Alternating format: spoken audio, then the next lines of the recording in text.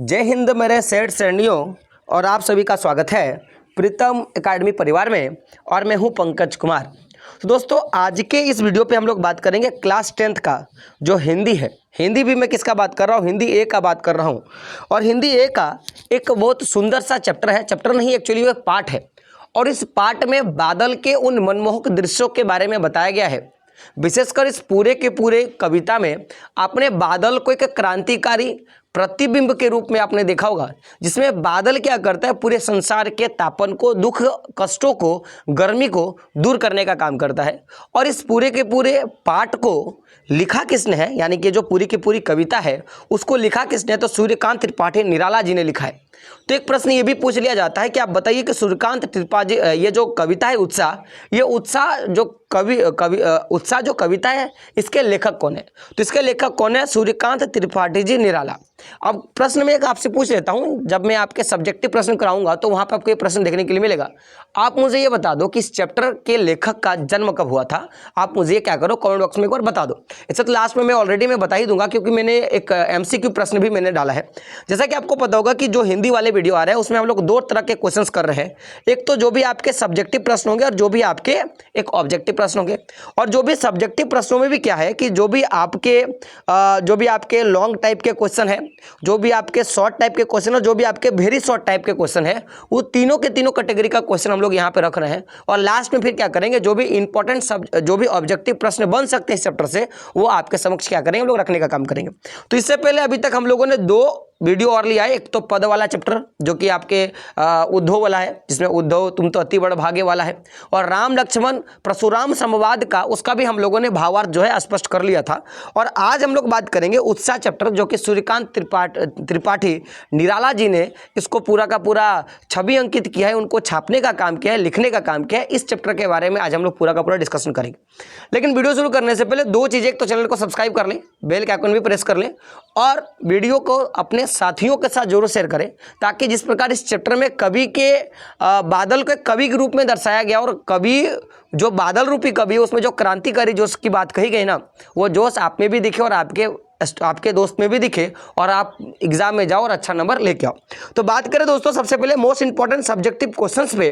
तो पहला प्रश्न है कि कवि को गरजने के लिए ही क्यों कहा गया है। देखिए, एक तो कह रहा है और क्यों कह रहा है, दोनों में अंतर है। एक तो क्या है कि कवि बादल को गरजने के लिए ही क्यों कहता है, प्रश्न आपका ये। तो कवि चाहता है कि मानव समाज में क्रांति और चेतना लाना चाहिए, और ये चेतना लाएगा कौन, तो ये चेतना बादल लाएगा। इसीलिए ही कवि क्या बोल रहा है कि बादल तुम ही गरजो। क्या बोल रहा है, बादल तुम ही गरजो। तो प्रश्न को ध्यान से सुनिएगा कि कवि बादल को गरजने के लिए ही क्यों कहता है। तो आंसर क्या होगा, मानव समाज में क्रांति और चेतना लाने के लिए बात कर रहे हैं।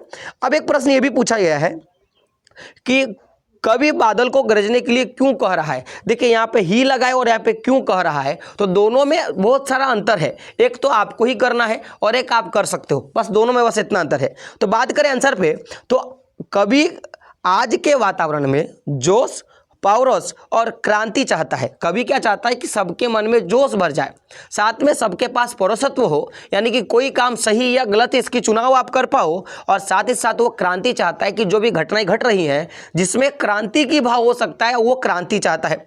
अतः कवि को गरजने के लिए कहता है। इसीलिए कवि क्या बोल रहा है कि तुम गरजो, क्योंकि कवि बादल को एक कवि के रूप में जो है बिंबित किया है कि एक क्या है, आपका कवि है। तो इसीलिए कवि चाहता है कि आप गरजो। इसका सबसे बड़ा कारण क्या है कि कवि समाज में क्या चाहता है, जोश, पोरस और क्रांति चाहता है। और साथ ही साथ जो कवि हैं जिन्होंने बादल रूपी कवि का जो चित्रण किया है, वो बादल की गड़गड़ाहट को बहुत प्रिय है, यानी कि उनकी क्रांतिकारी घटनाओं से उनको बहुत प्यार है। अगला प्रश्न है आपका कि आपकी दृष्टि में, प्रश्न क्या है, आपकी दृष्टि में बादल किसका प्रतीक हो सकता है और क्यों, ये प्रश्न है आपका। तो बात करेंगे, मेरे दृष्टि में बादल पोरस और क्रांति का प्रतीक हो सकता है। पोरस और क्रांति का प्रतीक हो सकता है। बादल के स्वर में जोश भरी गड़गड़ाहट, आपको पता होगा कि बादल गरजने का काम करता है, और गरजते समय आपको यह भी पता होगा कि कुछ ऐसी गड़गड़ाहट होती है ना, जो चौहमुखी या बोलेंगे सर्वत्र में फैल जाती है, तो वो गड़गड़ाहट होती है। साथ ही साथ वो पृथ्वी पर बरसकर तप्त पृथ्वी को शीतलता प्रदान करता है। अब देखो, यहाँ पे तप्त पृथ्वी की शीतलता से कवि का आशय क्या है कि जो भी दुख, कष्ट, पृथ्वी के जनमानस को है, यानी कि जो लोगों को जो भी दुख है, जो भी कष्ट, जो पीड़ा है ना, उसको शांत करने का भी क्या करता है, कवि काम करता है।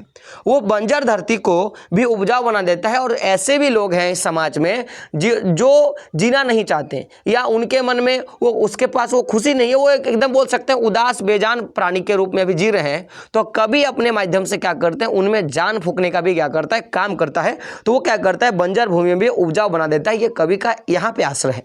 अगला प्रश्न है आपका कि कवि, देख सकते हो, कवि बादल को क्या घेरने के लिए कह रहा है और क्यों।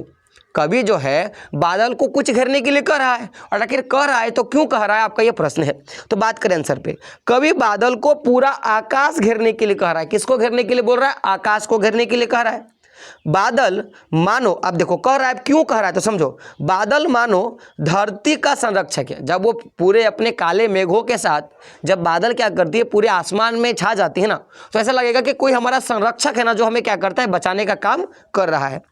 ऐसा इसलिए कह रहा है कि बादल आकाश में फैले तपन, यहाँ पे क्या होगा, तापन, गर्मी और लू को हटाकर धरती पर छाया प्रदान करता है और इस तप्त धरती को तृप्त कर देता है।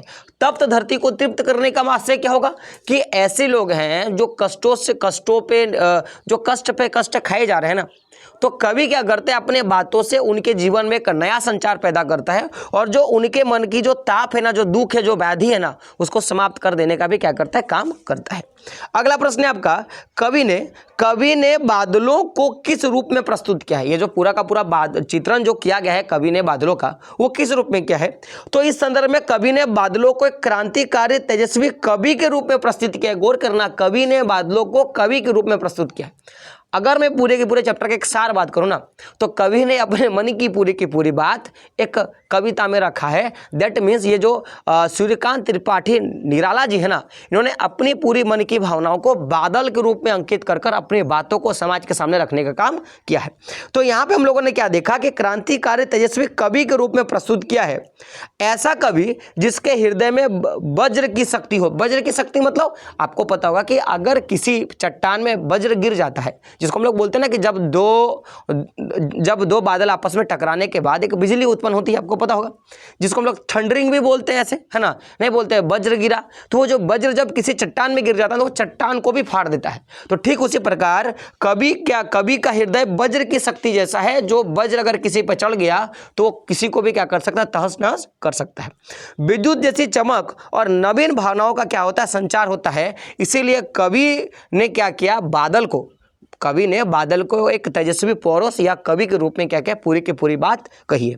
अगला क्या है, अगला एक आपका वाक्य अर्थ है, जिसको आपको बताना है। क्या है कि वज्र छिपा, एक पूरे के पूरे आप जब कविता को पढ़ोगे, स्वयं को पढ़ोगे, तो एक वर्ड आएगा वज्र छिपा। तो का वाक्य क्या है, आपका व्यंग्यार्थ स्पष्ट करना है कि ये क्या बात बोल रहा है। वज्र छुपा क्या बात आपको बताने का काम कर रहा है। तो वज्र छिपा से तात्पर्य है कि बादलों के भीतर बिजली की कड़ी छिपी होती है, कड़क छिपी होती। क्या होता है, बादलों के भीतर क्या होता है, बिजली की कड़क छिपी होती है।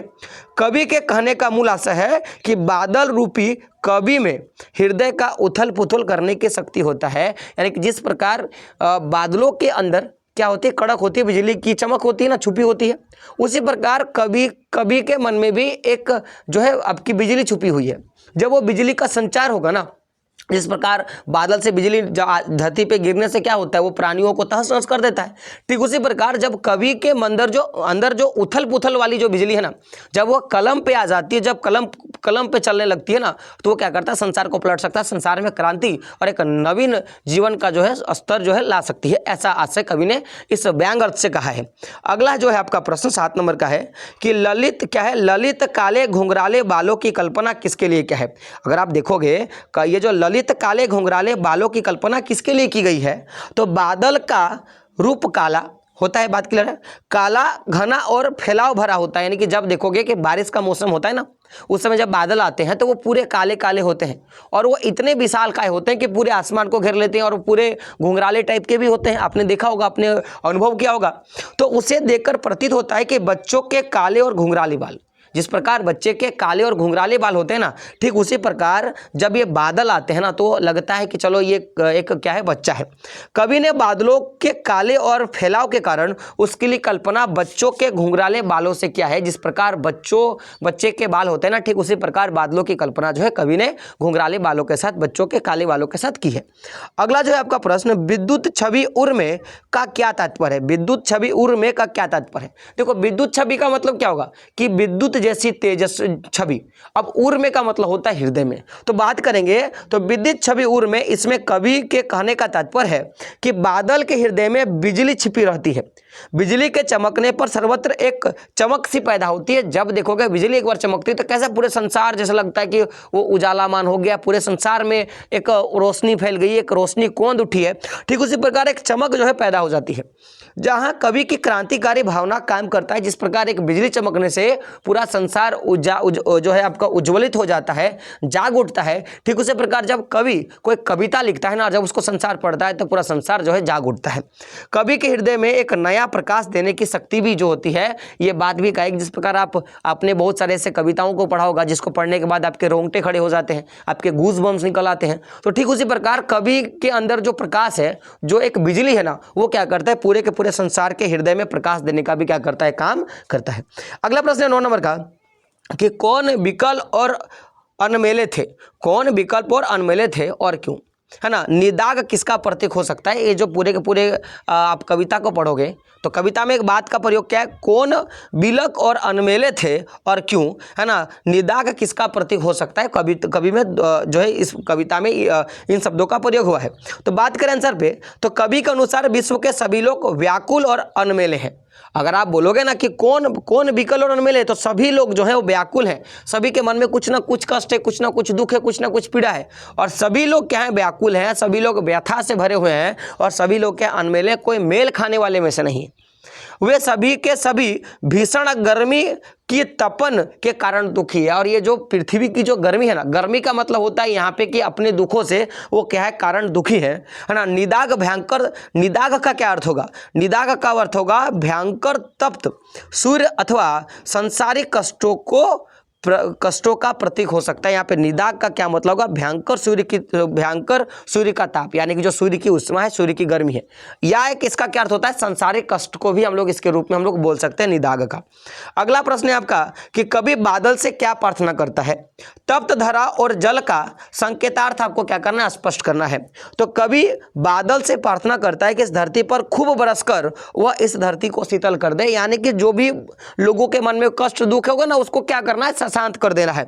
तप्त धरा का संकेतक अर्थ है दुखों से पीड़ित धरती, यानी कि लोगों के मन में जो दुख है ना, उसका अर्थ होता है क्या, कि तप्त धरा का अर्थ होता है। वहीं जल का अर्थ क्या होता है? जल क्या करता है, शांति और सुख लाता है। जब बादल बरसता है ना, तो उससे जो तप्त धरा है, जो दुखों का जो साया है ना, जब लोगों के भीतर, जब कभी अपने कलम या अपने शब्दों से जब लोगों के भीतर जाने का काम करता है, तो उनके मन में क्या करता है, जो दुख है, कष्ट को मिटा देता है। उसी प्रकार बादल क्या करता है कि जब अपने धरती पे बरसता है तो जो भी सूरज की जो तप्त है उसको शांत कर देता है। और वह जल क्या करता है, जल यानी कि कवि की जो शब्द होते हैं, वो क्या करता है, एक जन संचार का काम करता है, जो कहीं ना कहीं क्या करता है, शांति और सुख लाने का क्या करता है, काम करता है। अगला प्रश्न है, उत्साह कविता में बादल किन किन अर्थों की ओर संकेत करता है? ये जो उत्साह कविता है ना, उसमें बादल किन किन अर्थों के रूप में काम करता है? तो बात करेंगे, उत्साह कविता में बादल निम्नलिखित अर्थों की ओर संकेत करता है। पहला अर्थ क्या है? तो वर्षा से धरती के तापमान को दूर करने वाली शक्ति के रूप में। आपने देखा कि सबसे पहला क्या है कि जब बारिश होती है, बादल जब बारिश करती है ना, तो उससे क्या होता है कि जो भी तप धरा है, यानी कि जो भी तप धरा, यानी कि धारा माने होता है पृथ्वी, तो जो पृथ्वी की तापन है, यानी कि लोगों के मन की जो कष्ट है ना, वो दूर हो जाता है। तो पहले जो है तापन को दूर करने वाली शक्ति के रूप में दिखाया गया है, पहला। दूसरा क्या है कि अपने गर्जन से लोगों में उत्साह पैदा करने वाले लोगों के रूप में। जिस प्रकार बादल के अंदर क्या रहता है, आपका एक बिजली रहता है, और वो बिजली जब आता है ना, तो पूरे संसार में एक चमक पैदा कर देता है। ठीक उसी प्रकार जब बादल गरजता है तो क्या करता है कि पूरे संसार में एक बिजली, एक उत्साह पैदा करता है। कभी भी क्या करता है, अपने लेखे के माध्यम से उत्साहित करने का काम करता है।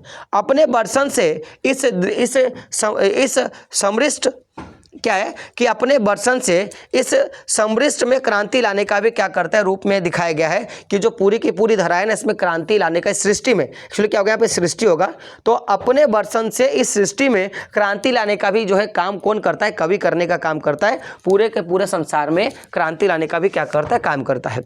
लोगों के कष्टों को दूर करने वाली शक्ति के रूप में भी क्या करता है, दिखाया गया है कि जो लोगों की जो कष्ट है, जैसे किसान का कष्ट हो गया, किसी का भी कष्ट, उसको दूर करने का भी जो है रूप में दिखाया गया है।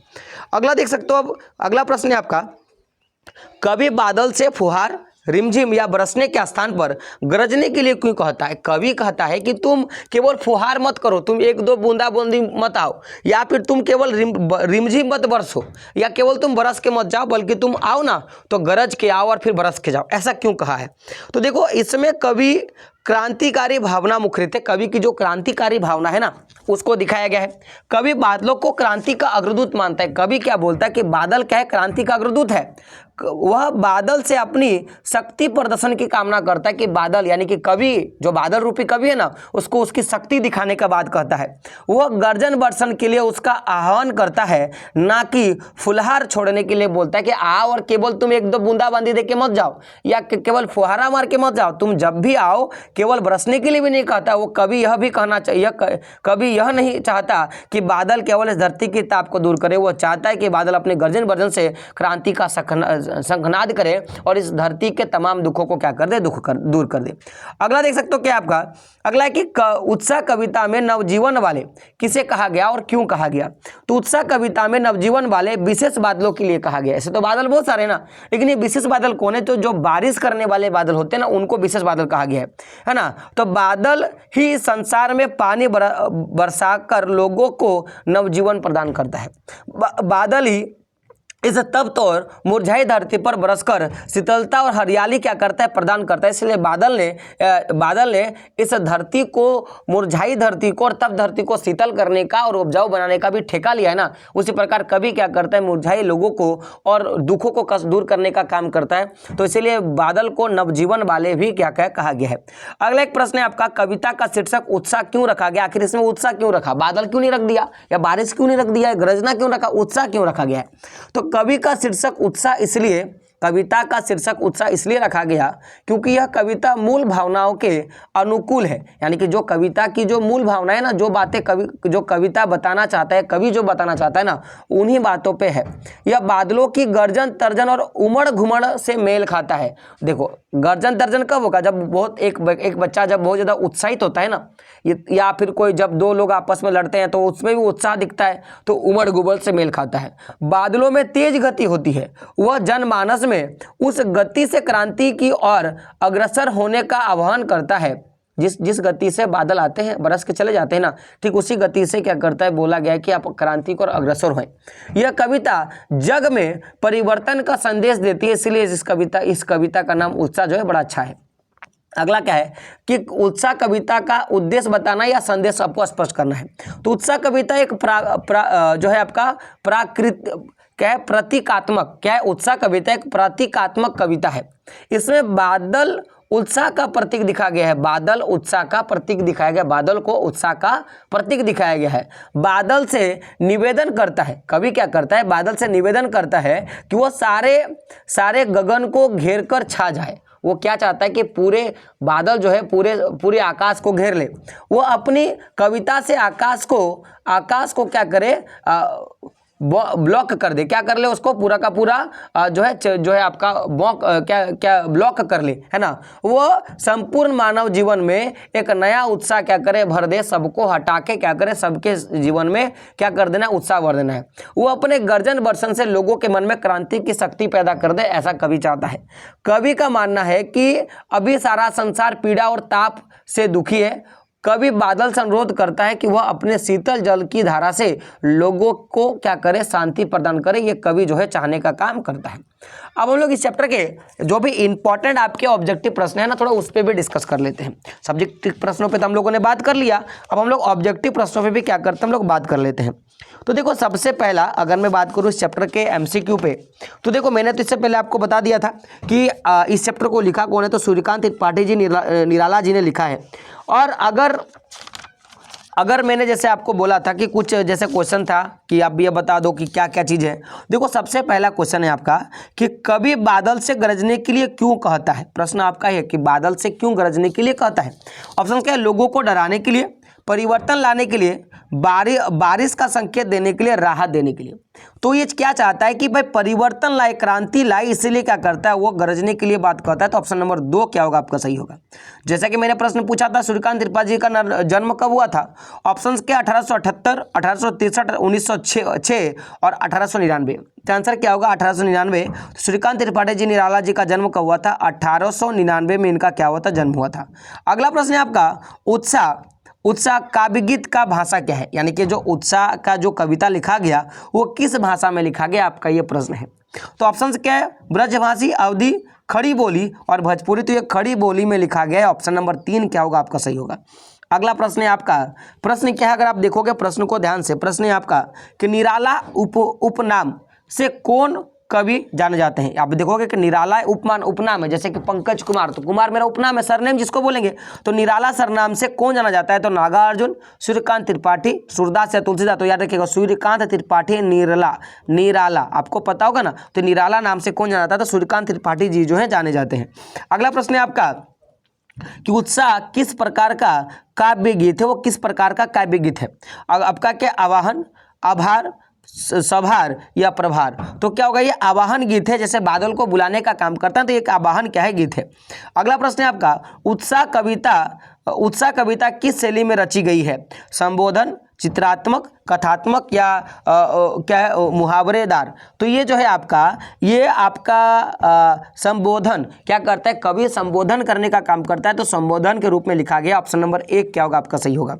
अगला प्रश्न है आपका, प्रश्न क्या है, उत्साह कविता में किसे संबोधित किया गया। उत्साह कविता में किसे संबोधित किया गया है, जन सामान्य को, बादल को, किसानों को या स्वतंत्र सेनानियों को। तो ये क्या करता है माय डियर फ्रेंड, ये जो है बादलों को संबोधित किया है। तो ऑप्शन नंबर 2 क्या होगा आपका सही होगा।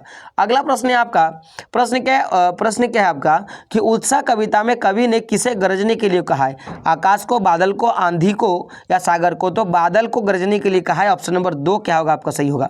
अगला प्रश्न है आपका, उत्साह कविता किन अर्थों की ओर संकेत करता है। जीवन के संहार और विध्वंस की ओर, ललित कल्पना, क्रांति चेतना के साथ नव परिवर्तन, नव संचार की ओर, जीवन में निराश और हताश लोगों की ओर, पूंजीपतियों व्यापारी की ओर। तो देखिएगा ये जो कविता का हम लोगों ने बात किया, इस कविता में ना ही जीवन के संहार का और विध्वंस का बात हुआ, क्योंकि क्रांति का बात किया गया है, जन चेतना का बात किया गया है, और ना ही इसमें निराश और हताश लोगों की बात कहा है, और ना ही पूंजीपति वर्गों का बात किया। इसमें ललित कल्पना की ओर, क्रांति की चेतना की ओर, नव निर्माण और नव संचार की ओर क्या है बात किया गया। तो ऑप्शन नंबर 2 क्या होगा आपका सही होगा। अगला प्रश्न है आपका, प्रस्तुत कविता में बादल किसका प्रतीक है। गरजने का, बरसने का, चमकने का या उत्साह का। तो जो बादल का अगर मैं प्रतीक का बात करूं तो एक उत्साह का प्रतीक है। ऑप्शन नंबर 4 क्या होगा आपका सही होगा। अगला प्रश्न 11 नंबर का, घेर घेर घेर घेर धराधर ओ, यह पंक्ति किस कविता में लिखी गई है। तो आपको पता होगा उत्साह कविता में लिखा गया ना, कि उत्साह चैप्टर का हम लोग पढ़ रहे हैं, तो उत्साह चैप्टर होगा। ऑप्शन नंबर 3 क्या होगा आपका सही होगा। अगला प्रश्न है आपका, ब्रज छिपा न्यूतन कविता फिर भर दो। क्या है कि ब्रज छिपा न्यूतन कविता फिर भर दो, यह पंक्ति किस कविता से लिया गया है। तो यह उत्साह कविता से लिया गया। ऑप्शन नंबर 1 क्या होगा आपका सही होगा। अगला प्रश्न है आपका, है ना, बिकल बिकल उन्मल थे, है ना, बिकल बिकल उन्मल थे उन्मन, है ना, पंक्ति किस कविता से लिया गया। तो यह भी उत्साह कविता से लिया गया। ऑप्शन नंबर 1 क्या होगा आपका सही होगा। अगले प्रश्न में बात करेंगे। अगला प्रश्न है आपका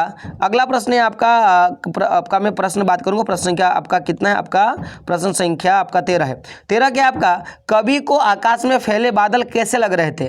डराने वाले, काले घुंघराले बालों के समान, काले पर्वतों के समान, सुंदर चित्रों में भरे हुए। तो ये काले घुंघराले बालों के समान, बच्चों के काले घुंघराले बच्चों के समान लग रहे थे। ऑप्शन नंबर 2 क्या होगा आपका सही होगा। अगला है आपका कि बादल किस दिशा से आ रही थी। पूर्व दिशा से, पश्चिम दिशा से, उत्तर दिशा से कि अज्ञात दिशा से। तो बात करेंगे कि बादल किस दिशा से आ रही थी। तो बादल जो अज्ञात दिशा से आ रही थी, पता नहीं था किस दिशा से आ रहा है, लेकिन बादल जो है आपका आ रहा था। अगला प्रश्न 15 है आपका कि उत्साह कविता में आए निदाग शब्द का क्या अर्थ है। अत्यधिक गर्मी से, अत्यधिक सर्दी से, अत्यधिक बरसात से या वसंत से। तो कविता में जो निदाग शब्द है ना, वो अत्यधिक गर्मी के लिए प्रयोग किया गया था। ऑप्शन नंबर 1 क्या होगा आपका सही होगा। अगला प्रश्न है आपका, बाल कल्पना कैसे पाले, है ना, से किस अलंकार का प्रयोग किया गया, इसमें किस अलंकार का जो है प्रयोग किया गया है, तो इसमें जो है उपमा अलंकार का प्रयोग किया गया। ऑप्शन नंबर 2 क्या होगा आपका सही होगा। तो देखो इस चैप्टर के जो भी आपके इंपॉर्टेंट प्रश्न थे मैंने आपको करवा दिया। अब आपको क्या काम करना है कि हमारे चैनल को क्या करना है, आपको सब्सक्राइब करना और बेल का आइकन प्रेस करना है। साथ ही साथ अगर आपने अभी तक हमारे टेलीग्राम ग्रुप को और व्हाट्सएप ग्रुप को ज्वाइन नहीं किया तो एक बार ज्वाइन जरूर कर लीजिएगा, क्योंकि आपको अगर पीडीएफ चाहिए ना तो पीडीएफ के लिए तो आपको ग्रुप में ज्वाइन करना होगा ना, तो आप ग्रुप में ज्वाइन करोगे तब ना, तो टेलीग्राम और व्हाट्सएप ग्रुप में ज्वाइन हो जाइएगा, तब जाके ये जो है आपको पीडीएफ वहां पे ऑलरेडी मिल जाएगा। तो मिलते हैं अगले वीडियो में दोस्तों, तब तक के लिए जय हिंद, जय भारत और आपका दिन शुभ हो।